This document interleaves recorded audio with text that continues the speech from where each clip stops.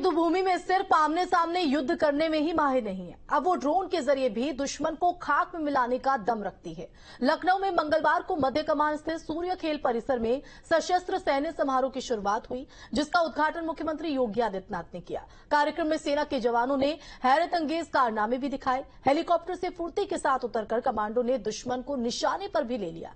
खोजी कुत्तों ने भी सेना के जवानों के साथ कदमताल किया। सेना की आधुनिकता के साथ और मजबूत नजर आई। देखिए खास पेशकश, नई जंग कर देगी दंग। आसमान में आगे हम,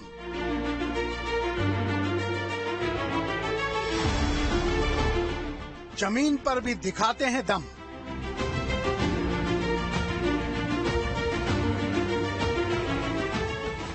ड्रोन से हाईटेक लड़ाई,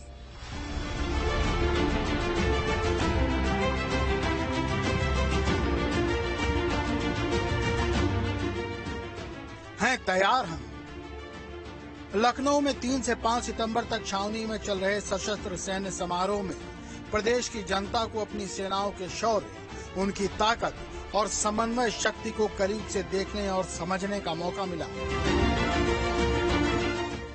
लखनऊ छावनी में 3 दिन तक चलने वाले इस समारोह का आगाज सूर्य खेल परिसर में हुआ, जिसका उद्घाटन मुख्यमंत्री योगी आदित्यनाथ ने किया। इस मौके पर लखनऊ की जनता, एनसीसी कैडेट्स और कई स्कूल कॉलेजों के छात्रों की मौजूदगी सैनिकों का हौसला बढ़ा रही थी। सबसे पहले सेना के घुड़सवार भारतीय ध्वज के साथ साथ सेना का ध्वज और तीनों कमान का ध्वज लेकर मंच के सामने से निकले, जो बता रहा था कि इस प्रदर्शन में सेना के तीनों अंगों के जवान शामिल हैं। इसके बाद मैदान में सेना के डॉग स्क्वाड के करतब का नंबर आया। युद्ध क्षेत्र या देश के अंदर ही किसी अभियान में शामिल सैनिक अपने डॉग के साथ कैसे समन्वय रखते हैं, ये देखना हैरत भरा था। जहां कदम कदम पर ये डॉग्स सैनिकों का साथ निभाते दिखे। कैसे किसी दुश्मन को या आतंकी को अपनी पकड़ में जकड़ना है, ये इन ट्रेन्ड डॉग्स ने छद्म आतंकियों का हाथ पकड़कर दिखाया। लाख कोशिशों के बाद भी वो अपना हाथ डॉग की जकड़ से छुड़ा नहीं पाया और सेना की गिरफ्त में आ गया। फिर बारी आई रिमाउंट वेटरनरी कोर की, जिसने वो हैरतअंगेज करतब दिखाए, जिसमें दौड़ते हुए आते घुड़सवार अपने लंबे भाले की नोक से टेड पैगिंग करते हैं। सटीक निशाना और घोड़े की गति का समन्वय ही घुड़सवार की कुशलता होती है, जिसमें वो समय पर निशाना लगाकर टेंट पैगिंग करता है। कुछ इस तरह का करतब भाले की जगह तलवार को लेकर भी किया जाता है। इन घुड़सवारों की काबिलियत यही नहीं, जरा देखिए ये घुड़सवार 2 जिप्सी को बैरिकेड बनाकर कितनी आसानी से छलांग लगा लेते हैं, क्योंकि युद्ध स्थल पर तो कैसी भी परिस्थिति सामने आ सकती है, उसे पार करना ही होता है।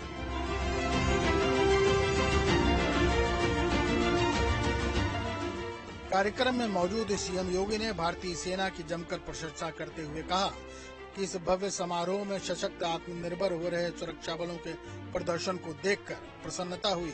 उन्होंने राजधानी में इस समारोह को आयोजित करने के लिए रक्षा मंत्री का हृदय तल से आभार व्यक्त किया। इस भव्य शो को देखने और सशक्त एवं आत्मनिर्भर हो रही भारतीय सशस्त्र बलों के इस प्रदर्शन से अत्यंत प्रसन्नता और गौरव की अनुभूति हुई है। मैं सबसे पहले इस समारोह में मुझे आमंत्रित करने के लिए माननीय रक्षा मंत्री जी का,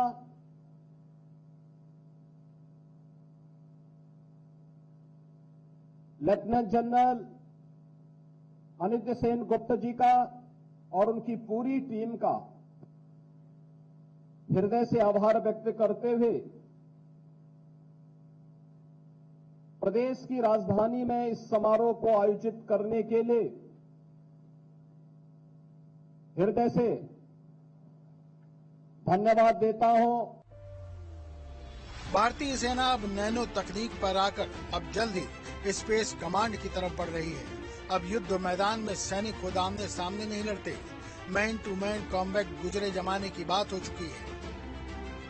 लखनऊ मध्य कमान में किस तरीके से सेनाएं काम करती हैं और आज के इस मॉडर्न युग में जब हम नए युद्ध की शैली को देख रहे हैं तो ड्रोन का किस तरह से इस्तेमाल होगा या आने वाले समय के युद्धों में किस तरह से ड्रोन का उपयोग होगा वो हम आपको यहाँ दिखा रहे हैं। 3 दिन का ये जो डिफेंस फेस्टिवल है खास तौर पे इन ड्रोन पे केंद्रित है।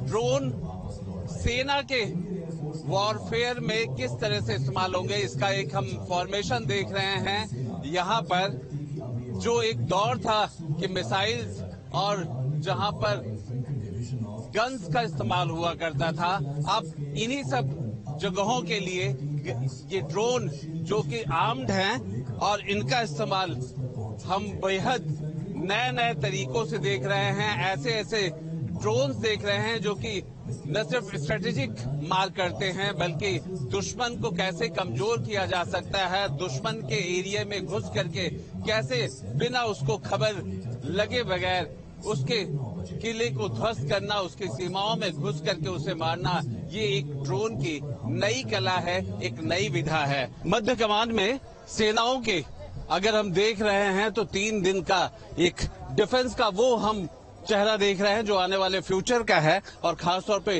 ड्रोन वॉरफेयर उसको लेकर के हम आर्मी के जनसंपर्क अधिकारी शांतनु जी हैं। शांतनु जी, ड्रोन को हमने देखा बड़े पैमाने पर किस तरह से युद्ध के शैली में काम करेंगे, आने वाले समय के लिए ड्रोन कितना महत्व?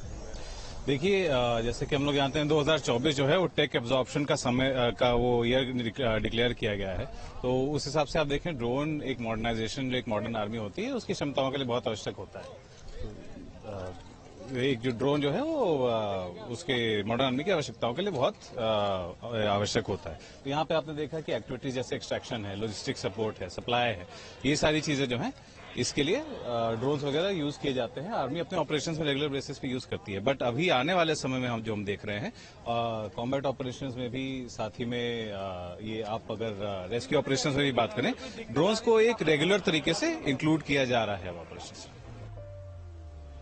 अब युद्ध में ड्रोन का इस्तेमाल किया जा रहा है जो युद्ध क्षेत्र में दुश्मन का लोकेशन भी बताता है, हथियार लेकर युद्ध भी करता है और मौके पर घायलों को मदद भी पहुंचाता है। ये ड्रोन पहाड़ी और हाई एल्टीट्यूड इलाके में तो काम करेंगे ही, इससे सेना की कम जनहानि होगी। आने वाले समय में ड्रोन किस तरह से भारतीय सेना को मजबूत करेगा, कैसे टेक्नोलॉजी आगे लेकर जाएगी, हमारे साथ रिटायर्ड मेजर समर तूर हैं। सर, सबसे पहले तो आपने ही ड्रोन को यहाँ पे सबसे ज्यादा डेमोन्स्ट्रेट किया है। किस तरह की टेक्नोलॉजी यूज हो रही है?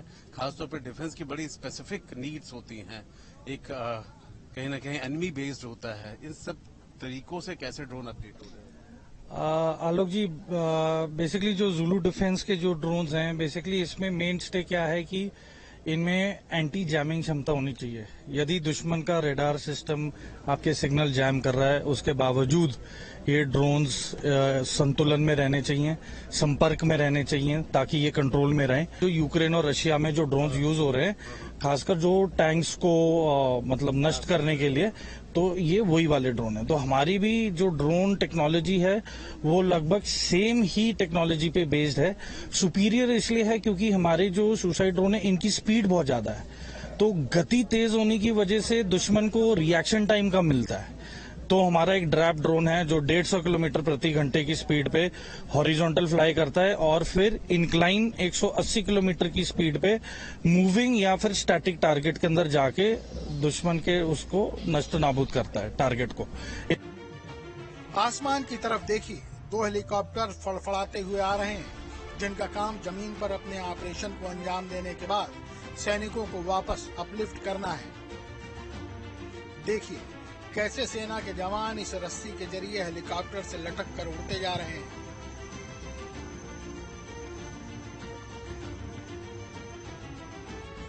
अब आसमान से उतरते हुए पैराशूट ट्रूपर्स को देखिए। ये कोई करतब नहीं बल्कि युद्ध क्षेत्र में इसी तरह के पैराशूट से जमीन पर उतरकर सैनिकों को लड़ाई के लिए तैयार होना पड़ता है, जो हवा में घूमते हुए जमीन पर उतरते हैं और अपने पैराशूट को समेटते हैं। ये सब काम झटपट होता है, क्योंकि युद्ध क्षेत्र में दुश्मन की नजर से बचना भी होता है। इन्हें सुरक्षित रखने के लिए अत्याधुनिक बुलेट प्रूफ व्हीकल भी रहती है, जो बड़े बड़े पहियों पर मुश्किल हालात में भी दौड़ सकती है। इस कार्यक्रम में आत्मनिर्भर भारत के विकसित टैंक, हेलीकॉप्टर, तोपखाने की बंदूकें और दूसरे नवीनतम सैन्य उपकरणों का प्रदर्शन किया गया।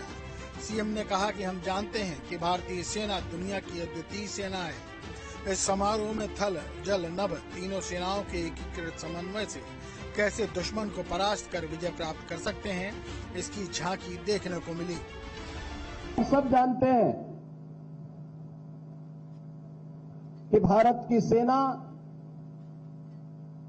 दुनिया की एक अद्वितीय सेना है, जिसने सदैव अपनी ताकत, अपने अनुशासन और तकनीकी क्षमता का लोहा न केवल दुश्मनों को मनवाया है, अपितु देश के अंदर भी कार्य करते हुए अपना उत्कृष्टतम प्रदर्शन और सहयोग सदैव दिया है। कार्यक्रम में सेना के जवानों ने हैरतअंगेज करतब दिखाए। जानवर की तरह 4 पैरों पर चलने वाले रोबोट ने भी मैदान में दौड़कर अपना कौशल दिखाया। कार्यक्रम में दिखाया गया कि कैसे सेना अपने टारगेट को सही समय पर हिट कर अपने लक्ष्य की ओर आगे बढ़ती है। कार्यक्रम में night vision camera, grenade, drone आदि का प्रदर्शन किया गया। टैंक ने भी अपने अचूक निशाने से लोगों का ध्यान खींचा। मध्य कमान के GCON लेफ्टिनेंट जनरल अनिद्य सेन गुप्त ने मुख्यमंत्री को एक स्मृति चिन्ह भी भेंट किया। मुख्य अतिथि ने बाद में तीनों सशस्त्र बलों, NCC, भर्ती और पुनर्वास संगठन की ओर से प्रदर्शनी का दौरा किया। ये उत्सव 5 सितंबर तक सुबह 10 बजे से शाम 6 बजे तक जारी रहेगा, ताकि बाकी जनता भारतीय सशस्त्र बलों की सैन्य ताकत की एक दुर्लभ झलक देख सके। लखनऊ से आलोक पांडे के साथ टीम न्यूज स्टेट।